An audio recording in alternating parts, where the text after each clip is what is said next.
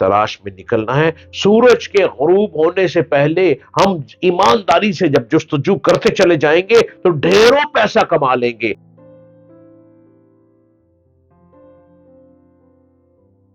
Hello, السلام علیکم. اور یاد رکھتے چلے جائیے گا میری باتوں کو اس نظر سے کہ امکانات کبھی ختم نہیں ہوتے، حالات کبھی ختم نہیں ہوتے. حالات بدلتے ضرور ہیں لیکن تقدیر کہیں نہ کہیں لا کر انسان کو کھڑا کر ہی دیتی ہے. اور جو تقدیر میں اپنی منزل کو پا لیتا ہے وہی تو بازیگر ہوتا ہے. اور جو تقدیر میں رہتے ہوئے اپنے سفر میں بلندی کو چھو جاتا ہے میں اس کو سکندر اعظم کہتا ہوں. اور سکندر اعظم بننا کوئی مشکل کام نہیں ہے. اگر 16 ایئرز کا ینگ نوجوان سکندر اعظم بن سکتا ہے اور پوری دنیا کو فتح کر سکتا ہے تو ارے بھائی آپ بھی تو وہی انسانوں کی طرح انسان ہے جس انسان کو سکندر اعظم کہتے ہیں. میرے چینل کو ضرور دیکھیے گا، ڈاکٹر جلیل اسلم آفیشل. اور ہر روز یوٹیوب پر میں آپ کے لیے نت نئی گفتگو، نت نئی باتیں لیے آتا ہوں.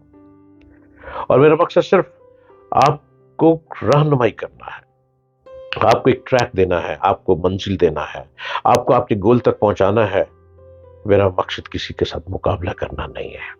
اور مقابلہ کیا ہوا؟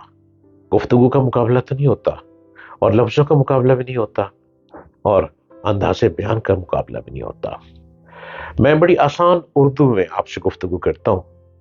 میری اردو میں کوئی پنجابی ٹچ نہیں ہے، کوئی سرائکی ٹچ نہیں ہے، جبکہ میں خود سرائکی ہوں. لگتا ہے آپ کو میری آواز سے کہ میں سرائکی ہوں، لیکن میں آسان لفظوں میں بات کرتا ہوں کہ چونکہ شاید کہ تیرے دل میں اتر جائے میری بات. مغرب کی طرف پھیلی ہوئی پہاڑیوں کے اوپر سورج ڈوب رہا تھا. آفتابی گولے کا آدھا حصہ پہاڑ کی چوٹیوں کے نیچے جا چکا تھا اور آدھا حصہ اوپر دکھائی دیتا تھا. تھوڑی دیر کے بعد پورا سورج ابھری ہوئی پہاڑیوں کے پیچھے ڈوب گیا. یہ پہاڑ کا سورج کو ڈبونا نہیں ہے، یہ ہماری تقدیر کا ڈوب جانا ہے. ہم جس کو پا ہی نہیں سکتے، ہم جس کی طرف جستجو ہی نہیں کرتے. اب چاروں طرف اندھیرا پھیلنے لگا. سورج دھیرے دھیرے اپنا اجالا سمیٹتا جا رہا تھا. بظاہر ایسا معلوم ہوتا تھا کہ جیسے کچھ سمجھ نہیں آ پا رہی تھی، جیسے ہوتا تھا کہ سارا ماحول گہری تاریکی میں ڈوب جائے گا. مگر عین اس وقت جب کہ یہ ہو رہا تھا آسمان پر دوسری طرف ایک اور روشنی ظاہر ہونا شروع ہوئی.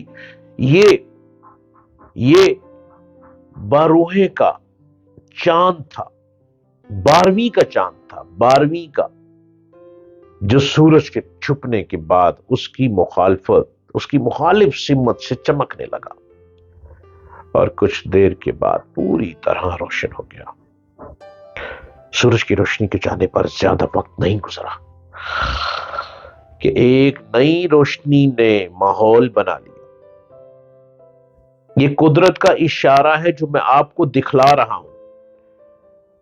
یہ قدرت کا اشارہ ہے کہ ایک امکان جب ختم ہوتا ہے تو اسی وقت دوسرے امکان کا آغاز ہو جاتا ہے. ایک حالات بدل گئے تو فوراً نظام کائنات بنانے والا رب العالمین فوراً دوسرا امکان پیدا کر دیتا ہے، دوسرے حالات پیدا کر دیتا ہے. سورج غروب ہوا تو دنیا نے چاند سے اپنی بزم میں روشن کر لی. اسی طرح افراد اور قوموں، لوگ اور قوموں کے لیے بھی ابھرنے کے امکانات کبھی ختم نہیں ہوتے. زمانہ اگر ایک بار کسی کو گرا دے تو خدا کی اس دنیا میں اس کے لیے مایوس ہونے کا کوئی سوال نہیں.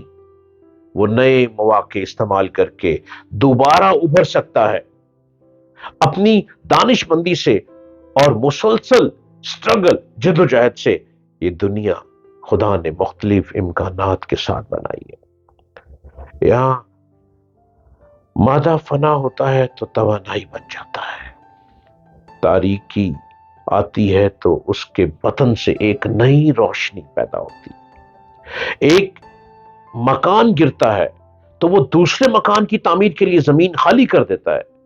یہی معاملہ انسانی زندگی کے ساتھ ہے کہ یہاں ہر ناکامی کے اندر ایک نئی کامیابی کا امکان ابھر آتا ہے۔ اس کا مطلب یہ ہے کہ خدا کی اس دنیا میں کسی کے لیے پست ہمت یا مایوس ہونے کا سوال ہی پیدا نہیں ہوتا۔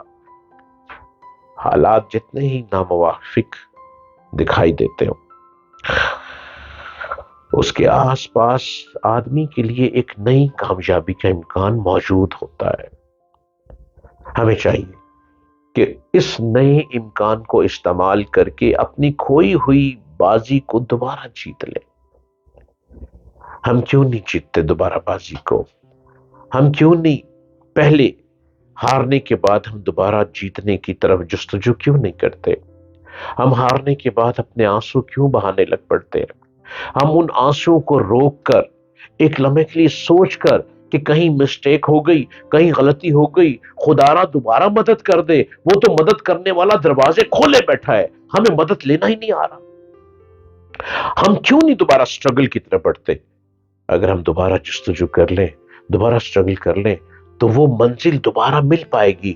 سورج نے تو روز غروب ہونا ہی ہونا ہے، اور سورج نے صبح اپنے ٹائم پہ نکلنا ہی نکلنا ہے، لیکن جب سورج صبح نکلتا ہے تو ہم کو اٹھاتا ہے، ہم کو بتلاتا ہے کہ پہلی کرنیں تمہاری آنکھوں پر پڑی اور تم اٹھو، ہمت کرو، اور ہمت کر کے باہر نکلو، میدان میں اترو، اور میدان میں اتر کر اپنا رزق ڈھونڈو، اپنا راستہ ڈھونڈو، کیونکہ منو سلوا اب نہیں آنا، اب اس قوم نے محنت کرنی ہے، اور جتنی محنت کرو گے رب العالمین اس پر اور نوازتا چلا جائے گا۔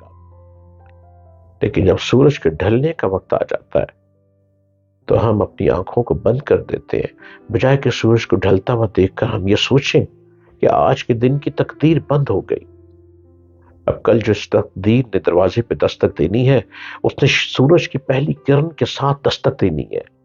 ہم نے پہلی کرن اپنے چہرے پہ پڑتے ہی ہم نے بھاگنا ہے میدان میں، ہم نے اترنا ہے بازی کے لیے، ہم نے شکار کی تلاش میں نکلنا ہے، ہم نے رزق کو ڈھونڈنا ہے، چاہے لکڑیاں کاٹنی پڑ جائے، چاہے ڈرائیونگ کرنی پڑ جائے، چاہے ہم کو بھاگنا پڑ جائے، چاہے ہم کو رزق کی تلاش میں نکلنا ہے۔ سورج کے غروب ہونے سے پہلے ہم ایمانداری سے جب جستجو کرتے چلے جائیں گے تو ڈھیروں پیسہ کما لیں گے، ڈھیروں تقدیر کو بنا لیں گے، اور ڈھیروں جھولیاں بھر لیں گے۔ جب جھولی بھر کر گھر کو لوٹیں گے تو سورج کے غروب ہونے کا وقت ہو رہا ہوگا، اور ہمارے گھر میں مسکراہٹوں کا وقت شروع ہو جائے گا۔ ایک انسان کی محنت پورے خاندان کو تار دیتی ہے، اور ایک انسان کی بے وقوفیاں پورے خاندان کو برباد کر دیتی ہیں۔